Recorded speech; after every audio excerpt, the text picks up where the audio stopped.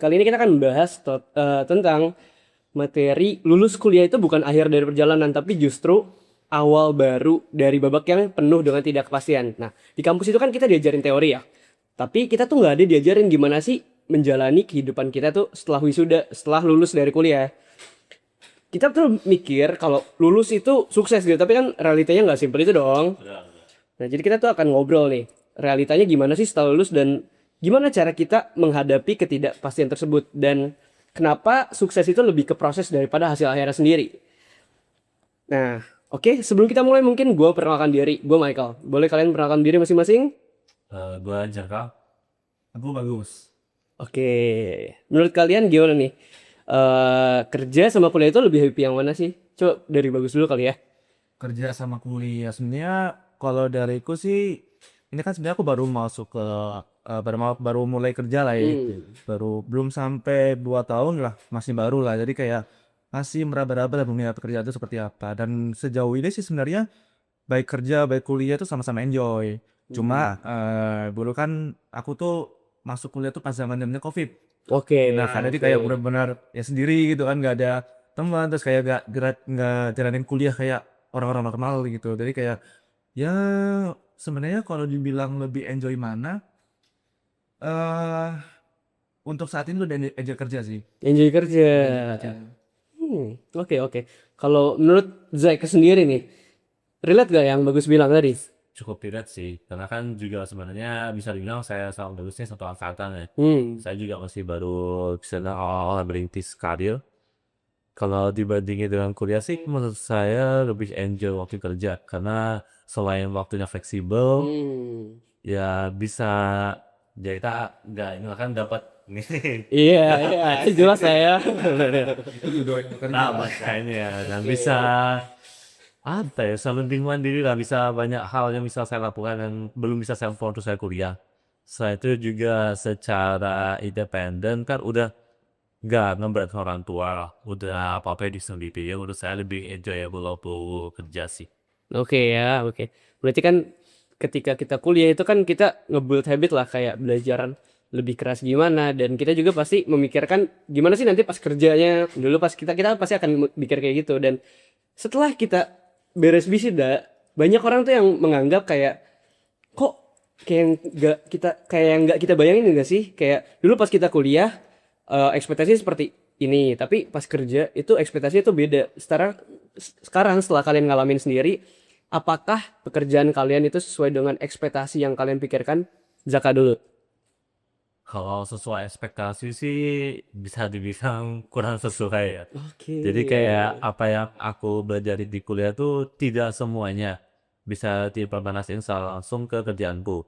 Tapi secara basic itu sama. Ya, kayak yang tadi Mike bilang, habitnya tuh udah kebangun dari kuliah. Jadi waktu masuk ke kerja walaupun apa yang disajikan di kerjaan tuh nggak sesuai dengan apa yang di kuliah, tapi karena udah ada habit yang kebawa dari kuliah, ya ngejarnya nggak selalu susah lah. Cuman ya gitu waktu beberapa bulan awal agak ini aja kan, kayak anggapannya yang lain di kantor tuh udah pada lari nih, aku pertama masuk masih jalan. Nah buat ngejar teman-teman lain yang lari itu ya agak ngapus aja sih. Adaptasi ya. Ya udah pasti ya tapi gak ngapus aja sih. Itu kalau soal kerjaannya. Namun kalau secara lingkungan sosial, kayak dari teman-temannya, sama seniornya, kalau menurutku sih sama di kuliah nggak mau beda jauh sih. Cuma dia agak gimana ya kalau kita kuliah kan paling beda sama teman-temannya 1-2 tahun nih. Iya. Kontrak kerja tuh bisa ada seniorku tuh bedanya 15 tahun tuh. Gap usia sama Dia pengalaman. gede. Nah, jadi kalau kita ngobrol tuh kerasa lah kayak wah orang ini pengalamannya udah banyak banget. Tapi ya agak lucu juga sih kayak kita tuh bisa ngejokes sama orang yang beda 15 tahun di atas kita. Saya masuk masih bisa Oke, ngobrol. berarti menuju kedewasaan ya. Kayak Menuju bapak-bapak. Sorry, atau bapaknya yang masih kemuda-mudaan atau gue yang ada 4 tahun. Dong sama sih. Jangan aja. Oke oke. Gus, menurut lo sendiri gimana Gus? 11 lah. Sama lah, sama. Sama. Apa yang mau ditambah? Ada hal yang mau ditambah gak nih? Ya, ya. Ya gitu sih. Jadi sebenarnya ya aku tuh kuliah itu nggak begitu ngikutin banget sebenarnya. Soalnya kan ya gara-gara COVID ya. Benar. COVID jadi kayak banyak waktu-waktu yang harusnya itu bisa maksimal kalau misalnya kita kuliahnya offline gitu. Cuma jadi kurang maksimal gara-gara COVID. Jadi ya semangatnya COVID itu beda lah sama semangat kalau kita kuliah datang ke kampus terus ngantuk COVID itu. Jadi kayak materi-materinya itu kadang tuh nggak semuanya bisa masuk gitu. Oke. Nah ya impactnya apa? Ya kerjaan juga jadi mungkin yang sebenarnya itu kerjaannya sudah pernah dipelajari lah ilmu-ilmunya itu pas lagi kuliah jadi nggak tahu gitu. Jadi kayak benar-benar harus belajar lagi dari awal gitu. Karena ngantuk ya pas kuliah. Oke. Ternyata memang apa yang kita bayangkan tuh terkadang tidak selalu sesuai dengan apa yang kita dapatkan ya. Oke. Tapi kan tadi kan kita ngebahas tuh kayak lebih baik ketika pas kuliah kita ngebentuk habitnya dulu nih biar pas di dunia kerja kita nggak perlu adaptasi terlalu keras banget kan. Nah tapi sebenarnya apa sih yang kita benar-benar dapatkan di kuliah itu kan kita kuliah 4 tahun nih. Banyak hal yang kita pelajarin tapi apa yang paling berharga yang kalian dapatkan pada masa kuliah? Siapa dulu? Siapa dulu? Udah sweet. Oke, Menang duluan. Yang menang tuh yang kalah. yang menang nentuin. Yang menang tuh duluan. Oke. Udah. Apa yang didapat kuliah ya? Yang berharga ya. Yang berharga. Oh ya pasti pertama ya ilmu pembelajarannya lah. Meskipun ngantuk-ngantuk. Oke. Jadi semua orang ya, mau yang ngantuk, mau yang fokus, mau yang kuliahnya offline, mau yang online, itu semuanya dapat tuh ilmu dari ya tergantung apa namanya materinya apa lah dari dosennya gitu kan. Itu pasti. Nah yang kedua kalau menurutku sih sebenarnya kita itu dengan kuliah itu kita tuh bisa dapat cuan Cuan sambil kerja. sambil kerja. Gimana tuh? Spill tuh. Sambil kerja ini bukan sambil dagang itu bukan. Mungkin banyak juga sih teman-teman tuh udah tahu tuh kalau misalnya di kuliah tuh kan kita bisa jadi kayak asisten dosen ya, asisten lektor. Oke. Terus ya itu kan bisa ngasihin cuan tuh. Oke, tapi syaratnya nggak boleh ngantuk kan? Nggak boleh Nggak ngantuk. boleh ngantuk. Oke. Nggak boleh ngantuk. Itu bisa ngasihin cuan juga dan sebenarnya nggak hanya itu kayak mungkin ya kalau ini zaman orang tua aku dulu tuh sempet apa namanya kayak cerita gitu lah zamannya mereka. Aku sebenarnya nggak relate gitu karena kuliahku online lah, jadi nggak butuh relate. Nah ceritanya itu apa? Ternyata tuh kayak dosen-dosen itu juga banyak yang punya project-project. Nah project-project dosen-dosennya itu ya bisa jadi kan dosen sibuk ya, maksudnya Betul. lebih baik kayak project-project itu didedikasikan lah ke mahasiswa-mahasiswanya gitu. Jadi kayak ada tuh mahasiswa-mahasiswa juga yang mungkin bantu project-project dosen-dosennya itu gitu. Dan itu juga ya kembali lagi ke dosen ya bisa jadi ngasih cuan juga tuh. Nah itu yang kedua kerjaan. Oke. Yang ketiga nih terakhir nih kalau menurutku ya. Jadi yang mungkin kalau tadi kan nomor 2 tuh sebenarnya pekerjaan tuh open juga tuh kayak jadi asisten dosen kan sebenarnya open for public kan siapapun bisa daftar. Tuh, tapi opsional juga. Opsional juga yang mau ya bisa daftar yang nggak mau ya udah gitu kan. Nah tapi yang ketiga ini yang menurutku nggak semua orang tuh bisa dapetin tuh. Jadi benar-benar orang-orang tertentu yang bisa menggunakan ini baru bisa mendapatkan benefitnya. Simple dengan relasi. Relasi ini banyak hal ya, maksudnya relasi itu tergantung dari kita. Maksudnya kayak ibaratnya aku mungkin sering deket sama dosen. Relasiku siapa? Aku dosen. Dosennya dosen mana ya yang aku dekat gitu kan. Tapi bisa jadi kayak Jaka mungkin pas lagi kuliahnya organisasi ya, ikut organisasi terus. Relasinya sama siapa? Ya sama para apa namanya aktivis organisasi ya, baik yang ada di kampusnya atau yang di se-Indonesia atau mungkin bahkan pulau negeri juga bisa kan.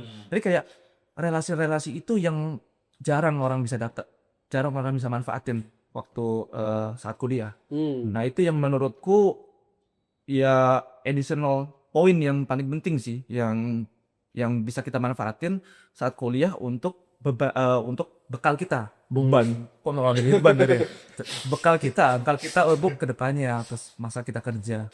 Nah ini relasi yang menentukan kedepannya itu kita kerja itu kayak gimana caranya gitu sih. Banyak ya. Oke. Nah kalau dari Zaka sendiri kayaknya udah lengkap banget yang bagus sampaikan ya. Gua sampai lupa pertanyaannya apa ya? Jadi selama kita kuliah itu sebenarnya apa yang kita dapat di kuliah tersebut dan apa yang berharga bagi lo sendiri? Sebenarnya kayak udah sampai ke semuanya. Mungkin ada poin tambahan. Kalau poin tambahan juga yang tadi aku bilang yang habit kayak waktu kuliah jujur ada beberapa dosen yang menurutku jelasinnya kan kayak agak kurang serap, kurang masuk akal. Nah, karena dari situ aku bikin habit sendiri gimana cara belajarnya biar bisa ngejar apa yang udah pelajari sebelum ujian. Nah, habit-habit itulah yang biasa aku pakai selama kerja sih. Misalnya yang paling simpel itu lah, mungkin habit lain juga selama kuliah aku mulai habit workout juga. Oke. Sibuk. Oke, apa lagi? Udah itu? Selain habit paling itu juga sih yang tadi bagus sudah sempet juga soal relasi ya. Ya bisa dibilang selama kuliah tuh aku cukup aktif lah di LBS sih Hmm. bagus juga. Nah, Hmm. kemarin benar aset organisasi aktif nggak yang gede-gede banget lah paling ya Sabtu di sekolah lah kayak. Nah, Oke. dari organisasi itu kan aku kenal beberapa orang Hmm. dari background yang beda dari aku. Yusam juga beda dari aku.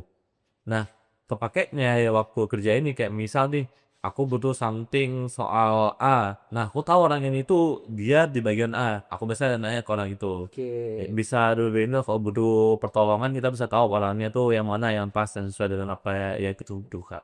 Oke. Banyak ya poinnya ya. Ternyata memang pas kuliah itu kalau misalnya kita benar-benar serius sama kuliah kita jadi ini kayak kita anak-anak kuliahan yang aktif lah ya, yang serius dalam belajar itu banyak hal yang bisa kita ambil sebagai persiapan untuk kerja nantinya. Nah, tapi menurut kalian gimana sih untuk mahasiswa yang kayak kupu-kupu kuliah pulang atau yang kura-kura kuliah rapat ataupun jenis-jenis yang lain? Kalian oke gak sama itu? Atau mungkin kalian sendiri adalah bagian dari itu atau bukan? Bagus, boleh bagus. Sebenarnya kura-kura, kupu-kupu itu kan sebenarnya ya mahasiswa juga ya. Iya benar. Kan mahasiswa ya ada kura-kura kuliah rapat kan. Kupu kuliah pulang. Menurutku sih ya itu pilihan mereka dan semuanya itu nggak ada yang salah, nggak ada yang benar karena mereka semua itu ada positif dan negatifnya. Nah, contohnya nih, kita kan nggak tahu ya kayak mungkin ke depan aku mau jadi apa? Jadi dosen misalnya kerjaannya. Kalau jadi dosen sebenarnya dengan konsep yang kupu-kupu kuliah pulang sebenarnya aman-aman aja. Kenapa? Karena kalau jadi dosen itu kan sebenarnya tujuan awal itu kan nilainya harus bagus dulu. Nah, Untuk lanjutkan karena kan sebenarnya dibutuhin sama dosen adalah teori. betul. Teori ya selain memang ada praktik dan lain-lain, cuma kan teori itu yang paling penting karena kan kita kan akan transfer ilmu kita ke orang lain itu kan. Cara untuk transfer ya kita harus tahu ilmunya dulu kan. Betul. Kuliah pulang itu seharusnya aman-aman aja.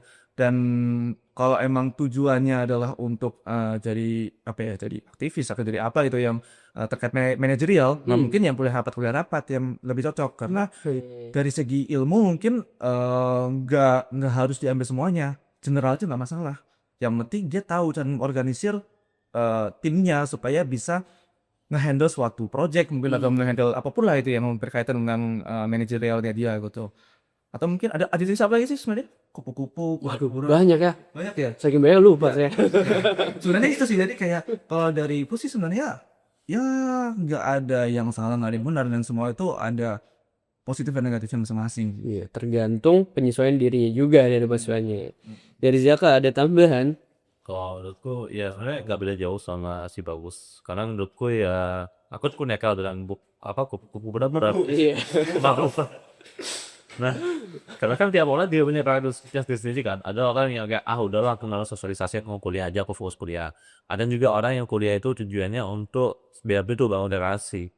Jadi menurutku gak ada masalah sih menurutku terserah mereka mau kayak gimana. Karena menurutku dua hal itu juga suatu jembatan untuk mencapai kesuksesan sih. Gak salah. Oke.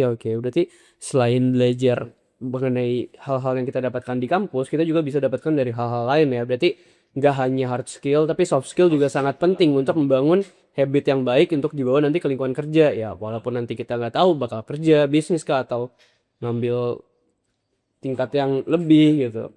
Oke. Tapi nih, kan kita udah bangun habit, kita udah belajar serius. Tetap aja, kita tuh nggak ada yang tahu bagaimana nantinya setelah lulus. Jadi kayak kita tuh menghadapi suatu ketidakpastian setelah kita lulus. Dan banyak juga fresh graduate tuh yang bingung. Dan kayak merasa salah jurusan gitu ketika mau lulus. Kayak gimana sih gue bisa menghadapi ketidakpastian ini. Apalagi kayak gue ngerasa overwhelmed nih sampai jurusan yang gue ambil. Jadi kayak masih bingung untuk kedepannya gimana. Nah, apa masukan yang bisa kalian berikan kepada mahasiswa-mahasiswa yang bingung gitu setelah lulus. Kayak overwhelmed gitu lah. Tidak pasti dengan apa yang dia hadapi nantinya. Bener nih, bingung ya milih jurusan. Sebenarnya dulu itu aku tuh termasuk salah satu yang nggak bingung. Oke. Nggak bingung, tapi ternyata bukan nggak bingung, tapi aku kira ini jurusan yang aku cocok gitu. Belum bingung. Belum bingung ternyata oh kok beda gitu. Jadi awal ceritanya nih aku dulu itu sebenarnya pas zamannya SMP, mulai dari SMP itu sampai SMA itu di sekolah ada ekstrakurikuler namanya robotika. Oke. Nah, robotika itu kan sebenarnya basic awal itu kan elektro ya. Kalau misalnya kita bahas masalah rumpun apa namanya ya ilmu pengetahuannya lah itu kan dia masuknya ke elektroteknik kan, jadi elektro. Nah, awalnya itu aku nggak tahu kalau itu di teknik elektro. Oke. Yang ada di pikiranku adalah teknik informatika. Oke. Karena mikirnya kayak oh ini di robotika itu ngoding loh. Tapi ternyata ngodingnya itu sebenarnya ya cuma dikit doang gitu loh. Fokusnya beda. Fokusnya ke kelistrikannya, Iya. elektrikalnya gitu. Karena tapi kenapa awalnya mikirnya itu informatika? Karena dulu pas SMP itu robotika itu bukan yang terkait elektro, bukan yang terkait electrical. Jadi tahu ini nggak Lego? Tahu. Tahu. Nah, Lego itu ada dia itu bikin apa ya? Suatu produk lah ibaratnya, suatu produk untuk membantu ya anak-anak untuk bisa paham terkait robotika itu. Jadi kayak ada apa ya? Ada produknya sendiri gitu lah. Gitu. Jadi kayak kita tuh bisa ngoding dan ngodingnya itu bukan kayak coding yang real nulis codingan gitu ya, tapi kayak kita drag and drop gitu. Drag and drop. Oke, low Kayak- code ya. kayak low code yang gitu. Jadi kayak if else itu nanti ada sendiri, for loop apa ada sendiri juga, tinggal di drag and drop doang. Jadi kayak main logika lah, ngasal-ngasal logika gitu. Nah, awal mulai itu dari situ. Nah, terus sebenarnya itu kalau bagi orang-orang yang salah jurusan, kalau menurutku itu ada dua pilihan sih. Ada dua tipikal orang lah ibaratnya. Tapi orang pertama itu kita itu sebenarnya sudah tahu jurusannya apa. Terus pas sampai di jurusan itu kita nggak suka ternyata pas sampai di dalamnya. Awalnya bukan nggak suka apa ya? Kayak ini nggak bisa nih aku tekunin tapi dia suka. Oh iya. Lama-lama dia malah jadi kurang minat karena yang ada di pikiran dia itu awalnya suka di suatu bidang ini tapi ternyata pas tekunin wah nggak seperti yang aku bayangin gitu kan. Tadinya dia nggak suka. Ada orang yang merasa sama jurusan itu karena faktor pertama itu. Terus yang kedua ada juga yang benar-benar dia nggak tahu tulisannya mau apa gitu. Karena dia nggak tahu plan untuk kedepannya itu mau kayak gimana gitu. Dia belum ada planning untuk mau kerja kantor kayak mau bikin bisnis atau apa dia belum ada planning. Nah kalau menurutku sih ya ini bicara nyatanya aja sih. Bicara nyatanya itu sebenarnya dua hal itu yang harus kita mainin. Jadi ibaratnya kalau emang kita ada di bagian yang pertama nih, bagian yang dia itu apa ya? Dia itu sudah suka sama sesuatu terus jadinya nggak suka lagi. Kalau menurutku sih ya udah tekunin aja gitu. Karena ya itu namanya proses gitu. Betul. Jadi kayak ya kalau kita emang lagi menekuni sesuatu pasti ada naiknya, ada turunnya, ada kadang suka kadang nggak suka. Ya udah kita tekunin terus aja. Dan nyatanya banyak kok orang yang berhasil gitu. Ya meskipun ada beberapa yang nggak berhasil tapi emang apa ya? Ya namanya juga hidup lah. Iya, bagian dari Ya, pengalaman. juga bagian dari prosesnya itu. Betul, kan. proses. Terus yang kedua tadi bagi orang-orang yang benar-benar nggak tahu kedepannya mau ngapain gitu. Kalau menurutku nggak apa-apa. Dia ya udah dia benar-benar apa ya kayak Jalani aja dulu. bukan bingung ya sebenarnya lebih ke apa ya? Lebih ke carilah intinya dia itu mau milih salah satu tuh apa gitu loh. Karena kalau misalnya kita tuh nggak coba jadi faedah tuh ada nih kayak misalnya banyak banget orang yang dia tuh kuliahnya di jurusan A tapi ternyata kerjanya di jurusan yang lain. Dan ya tujuan awalnya emang karena kehabisan lapangan kerjaan mungkin atau mungkin emang ya emang dapetnya di situ gitu kan. Endingnya apa? Endingnya bisa survive kok. Iya. Jadi kayak ya udah kalau emang jalannya di situ, kalau menurutku nggak masalah sih gitu. Jadi kayak sebenarnya tuh dua-duanya sampai sih jalanin dulu aja gitu prosesnya gitu. Dan nyatanya juga di Indonesia sendiri kan ya. Di Indonesia itu kan juga ya jumlah apa ya jumlah lowongan kerjaan, jumlah apa ya kerjaan yang bisa kita dapatkan itu masih kurang dibanding sama jumlah lulusan yang ada gitu ya. Jadi kayak pasti ada aja kasus-kasus seperti itu gitu. Itu gitu sih. Oke, oke, oke. Oke, menurut Zaka gimana? Tapi gue yakin lu lupa lagi pertanyaannya. Saya ingat kali itu gue ingat. Kali ini ingat lagi. Ya ampun, soalnya apa yang mau gue jelasin udah sebelum saya dari sama Bayu sih. Ini ya kayaknya nanti ada pertanyaan Zaka dulu deh. Oh iya, abis ini Zaka dulu. Bayu yang lupa. Iya. Oke, oke, apa? Teman-teman, paling ini sih. Dulu gue punya tetangga nih. Tetangga gue itu dia ambil S1 hukum. Oke. Namun kerjaannya dia itu bisa dibilang gak susah lah dengan kakak yang tempat dia waktu kuliah. Kalau kakak gue sih, kalau misal nih, pada itu ya, yang rasa salah jurusan. Jujur gue kan bisa kalau dilihat karena gue gak mengalami. Karena emang dari awal gue kan anak teknik informatika, gue emang dari awal suka main komputer, terus suka coding. Jadi menurut gue udah oke, fine, cocok. Tapi kalau menurut gue kalau misalnya gue merasa gak cocok, sebagai bagus ada dua. Kalau misalnya dari awal lu sebenarnya suka, begitu lu nyembur ternyata nggak sesuai dengan apa yang lu harapkan, kata gua mending jalani pelan-pelan. Karena nggak semuanya tuh manis di awal. Kadang manisnya tuh di akhir-akhir, pahitnya di awal. Coba jalanin dulu pelan-pelan, mungkin di akhir lu bakal merasakan yang namanya apa.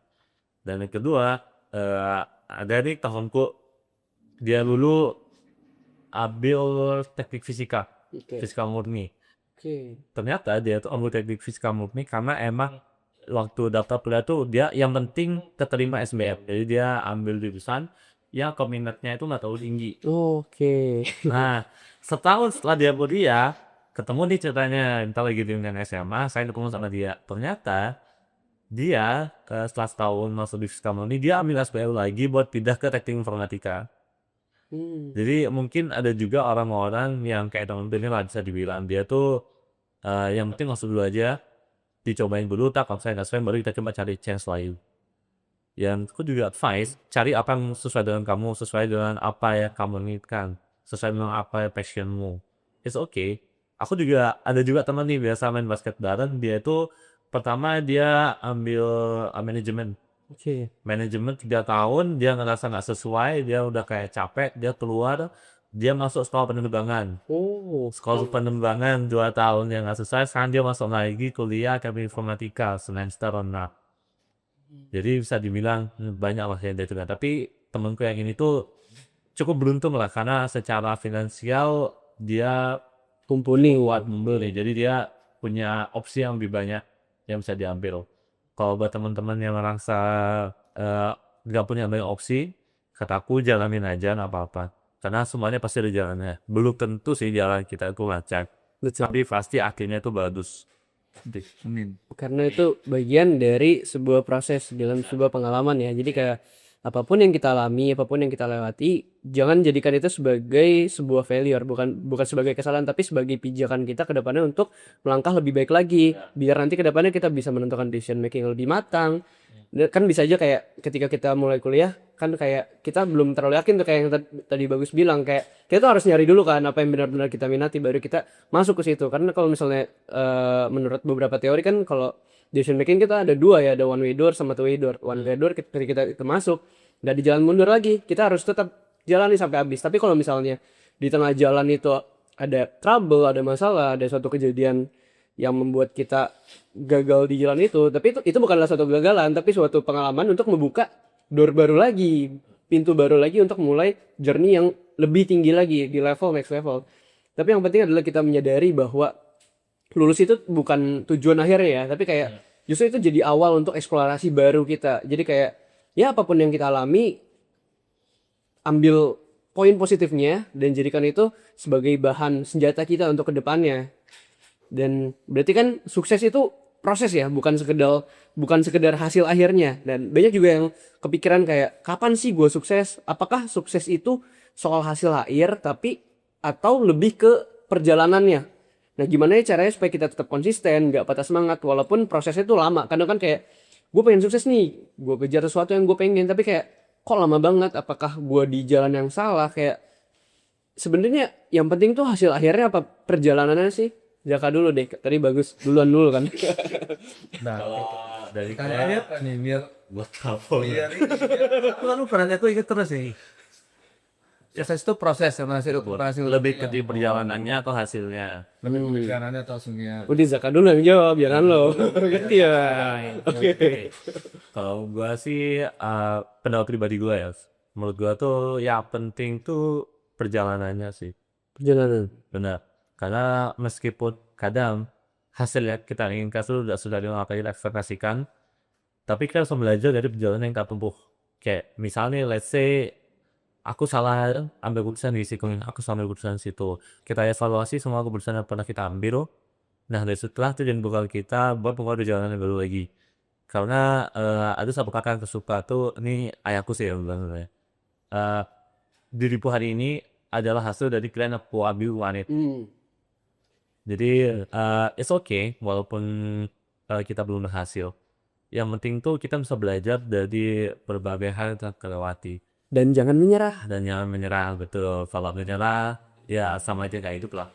Gak usah. Oke. Yeah, that's a good point. Oke. Ada lagi yang mau ditambahin? Cukup ya? Oke. Kayaknya udah mau jawab banget ya, udah nyanyi dari tadi. Lebih penting perjalanan daripada hasil. Atau mau nyanyi dulu? Tadi udah bilang jangan mau nyerah. Oke, lebih penting perjalanan atau hasil ya. Sukses itu menurut orang beda-beda semuanya. Masalahnya kita tuh nggak ada patokan sukses itu seperti apa sih. Indikatornya nggak tahu ya. Itu berarti sukses. Nih, aku merasa ya aku pingin sukses itu dengan ini aku sekarang badanku masih dalam lagi. Aku pingin berotot gitu kan. Kayak siapa? Kayak mungkin sahabat ini ya. Badan bagus gitu kan. Kayak aku tuh menurutku indikator suksesku adalah gimana caranya biar badanku bisa seperti dia. Oke. Tapi apakah beliau ini menganggap bahwa dirinya saat ini sudah sukses? Bisa jadi enggak. Bisa jadi suksesnya dia berdasarkan orang lain dengan. Jadi kayak pikiran sukses itu mungkin berbeda-beda setiap orang ya. Mungkin Michael ya. Michael menganggap bahwa wah suksesnya pingin kayak aku nih. Pingin apalah kayak aku gitu kan misalnya. kayak bagianku gitu misalnya. Cuma ya bagiku ini nggak sukses gitu. Jadi kayak ibaratnya sukses itu ya relatif tergantung tiap orang ya. Dan menurutku sukses itu gak ada batasannya. Misal nih, aku udah kayak Zaka. Wah, sukses nih aku. Ya, itu kan 2 tahun yang lalu, aku gak sukses seperti itu. Nah, tahun ini, ternyata suksesku udah berbeda lagi. Aku pingin kayak si dia gitu kan. Berubah-berubah terus. Kalau kita mikirin, menurutku ya, kalau kita mikirin sukses itu berdasarkan hasil, ya hasil akan berubah-berubah terus suksesnya itu. Jadi sebenarnya pendapat sih sama yang Zaka tadi bilang. Jadi kayak sukses itu sebenarnya dari prosesnya. Gimana cara kita untuk mendapatkan hasil yang pada saat itu kita inginkan. Dan mungkin akan berbeda-beda terus hasilnya. Tapi gimana sih kita untuk melangkah ke hasilnya itu? Apakah step yang kita ambil itu sudah step yang benar? Apakah kita mungkin biasanya kalau dibilang ngambil jalan pintas tuh boleh nggak? Boleh-boleh aja. Justru kalau menurutku ya, ini ada pilihan nih. Jalan pintas sama jalan panjang. Secara logika. Ada jalan tol sama jalan pantura tuh. Mau mudik. Pilih mana? Ke jalan tol. Kalau sama gratis ya misalnya ya. Iya. Nggak ada biaya. Pasti pilih jalan tol. Selalu tidak menyalahi aturan. Selama tidak menyalahi aturan. Selama, ibaratnya tadi aku bilang. Kalau emang peraturannya gratis, ya udah gratis. Tapi kalau peraturannya bayar, jangan sampai kita ngerobot. Tapi di belakang, kan suka tuh ada di berita di belakang mobil, terus kita jadi nggak bayar kayak gitu kan. Kan itu ada berarti menyalahi kan. Prosesnya benar nggak? Salah. Hasilnya dapat nggak? Dapat, sama-sama dapat. Ya intinya sebenarnya kalau menurutku sih ya sama kayak siapa tadi. Jadi prosesnya gimana, dan prosesnya juga harus benar gitu. Jadi kayak biar kita itu bisa mengambil hikmah dari ya suksesnya itu gitu. Jadi kayak kita tuh ibaratnya ngerasa aku nih dulu pernah punya mimpi sukses seperti ini dan mimpiku terwujud dengan cara yang udah aku lakuin dengan aku. Jadi kayak pasti ada pride-nya sendiri lah gitu. Banget terhadap diri sendiri dan bisa dibangun ke orang lain juga kan. Mungkin aku ada nambahan dikit. Boleh sih. Kalau saranku ya, kalau misalnya kita ingin mencapai suatu tujuan, kalau bisa tujuannya itu yang bersifat pasti, bukan something yang belum pasti bisa berubah. Sedikit berbeda ya? Sedikit berbeda. Tujuannya jelas. Tujuannya jelas. Ya, bisa definisi suksesku tuh aku punya tabungan 100 juta. Oke. Nah, untuk mencapai 100 juta ini, apa aja yang harus step-step kamu ambil? Kayak ada yang bilang untuk memenangkan suatu perang, kamu harus memenangkan peperangan itu terlebih dahulu. Oke. Nah, jadi kalau kamu udah 100 juta, paling yang paling gampang dulu lah. Ngeset dalam 1 bulan tuh pengeluarannya berapa. Oke. Habis itu dalam 1 bulan kita yang lebih kecil lagi, 1 minggu berapa, kalau lebih kecil lagi 1 hari berapa. Mulai habis itu mulai lagi dari investasi, mulai nabung. Jadi kayak kecil-kecil dulu, jangan terlalu fokus ke gambaran besarnya, fokus ke gambaran kecilnya terlebih dahulu. Oke. Baru aku cukup yakin kalau kamu bisa fokus kecil-kecilan dulu, tujuan tuh harusnya bisa tercapai. Oke, oke. Sangat-sangat poin yang baik ya. Cuma ini Apalagi kita nih. Nah, enggak lebih. cuma aku tuh kadang suka heran sama orang. Misalnya nih, aku tuh nggak tahu ya dari pikiran mereka seperti apa. Ada nggak sih sebenarnya yang dia itu menganggap bahwa oh aku ini udah sukses nih kayak Bada tadi yang saya bilang tuh aku udah punya tabungan 1 juta dan mungkin kenapa dia menargetkan suksesnya adalah 1 juta mungkin emang dia sudah ada ibaratnya mungkin janji atau apa ya ke orang-orang di sekitarnya atau apa dia menganggap bahwa oh aku ini kalau udah 1 juta aku udah sukses gitu. Jadi mungkin ada nggak sih kayak kemungkinan di mana kita itu ibaratnya ngangguk ke orang lain bahwa aku udah sukses nih. Tapi sebenarnya dalam diri kita, dalam hati terdalam kita menganggap bahwa kita tuh belum sukses nih. Wah, coba kalau aku kayak Mia, coba aku kalau kayak Mia. Ada nggak sih kayak gitu? Aku sebenarnya kadang penasaran loh. Ada sih itu. Oke, nah iya iya. Gimana? Itu apa? Tuh lupa kata-kata itu. Pokoknya selama kita terus membandingin diri kita sama orang lain, kita nggak bakal pernah bahagia. Racun. Orang lain selalu punya Iya, jadi racun bagi diri kita sendiri. ya, kayak kalau orang lain mungkin ngebayanginnya semua orang tuh sayangnya dia. Kalau aku sih nggak terlalu ya, walaupun dia kadang aku bandingin sama orang lain. Cuman Aku saya oleh. dia kadang. Oh iya, oke. Cuman ya fokus utamanya adalah diri kita. Jadi kayak aku di hari ini harus lebih baik kepada aku di hari kemarin. Kayak misal kemarin aku cuma bisa ngelakuin let's say yang paling gampang adalah workout lah. Kemarin aku bisa ngangkat 10 kilo. Berarti besok aku harus bisa ngangkat 12 kilo. Harus ada sebenarnya kembangan dalam diri kita sehari-hari. Walaupun kecil, perkembangan atau perkembangan. Berproses. Iya, ada proses. Menurutku itu sih jadi kayak ngebandingin diri satu sama lain itu bakal mengacuni kebahagiaan dalam dirimu. Jangan terlalu fokus sama apa yang ada di sekitarmu, fokus ke dirimu juga ya. Setuju gak? Setuju. Oke, setuju ya.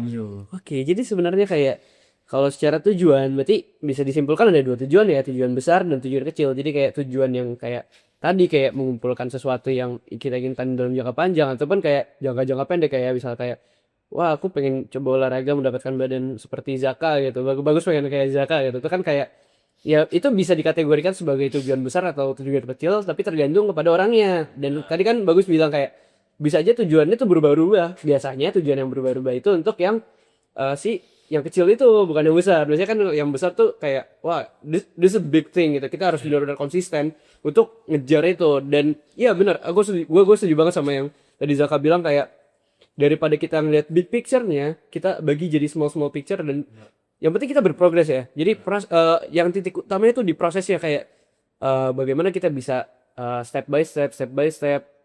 Berarti kan karena step by step gak instan, Ya, ada prosesnya. prosesnya. Kita menikmati journey-nya Ya. dan itu menjadi strength bagi kita. Dan tadi kan Bagus bilang juga ada jalan tol sama ada jalan apa tadi lu bilangnya? Jalan Pantura. Oke, gue sebutnya jalan alternatif. Oke. Jadi sebenarnya kalau untuk jalan itu memang tiap orang jalurnya beda-beda. Mungkin kayak oke, gue rasa jalur ini lebih cepat. Tapi ada juga yang bilang kayak oh jalur Pantura tuh lebih cepat. Kan tergantung perspektif orang. Nah, yang penting lu fokus sama apa yang sudah lu pikirkan dan lu harus yakin ke situ. Jangan tiba-tiba lu di tengah jalan, wah kayaknya Pantura lebih cepet nih lalu belok gitu. Itu kan jadinya lu butuh waktu lagi untuk belok ya kayak transisi, ada proses transisinya. Dan kayak kita harus konsisten sama jalan yang kita udah bangun, jalan yang kita udah pikirkan dari awal. Jadi memang kita harus punya big picture-nya, harus tahu prosesnya gimana dan kita harus konsisten menjalaninya untuk mengejar hasilnya. Jadi kayak kita intinya jangan terlalu ngejar hasilnya instan karena sukses itu adalah suatu perjalanan panjang yang harus dinikmati. Ya, kita kan nggak tahu panjangnya sih gimana. Yang penting kita menikmati prosesnya. Kita nggak tahu akan ada hal apa yang datang ke kita ketika kita sedang menjalani prosesnya. Yang penting kita tetap konsisten untuk mengejar si big picture tersebut.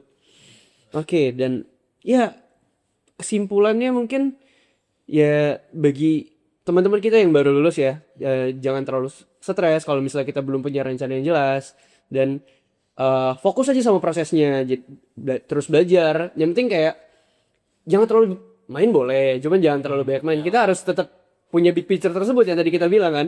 Dan kita juga harus explore banyak hal, gak hanya hard skill tapi soft skill juga kayak berorganisasi atau melakukan hal-hal lain. Dan ya buat kalian yang ngedengerin juga kayak gimana sih hasil lebih setuju mana kayak sukses itu hasil akhir apa perjalanan gitu ya. Kan kita pengen tahu nih komentar-komentar nanti yang nonton nanti gambarnya seperti apa sih. Kita semua punya pendapatnya masing-masing dan menurut kalian tuh timelinenya kan beda-beda tiap orang. Bagaimana kita mengejar hal tersebut? Apakah sukses itu adalah hasil akhir yang bisa kita gapai ataupun suatu perjalanan yang menjadi value bagi kita ke depannya sebagai pijakan-pijakannya. Oke, mungkin itu yang gue bisa simpulkan atau dari kalian ada hal yang mau ditambahkan lagi gak buat teman-teman kita yang ngedengerin kita saat ini? Sebenarnya ini ya, tadi aku ini nih, balik lagi yang ke awal itu. Yang ke awal itu kan teman-teman kan juga mungkin ada yang kebingungan ya, mau milih jurusannya apa gitu kan.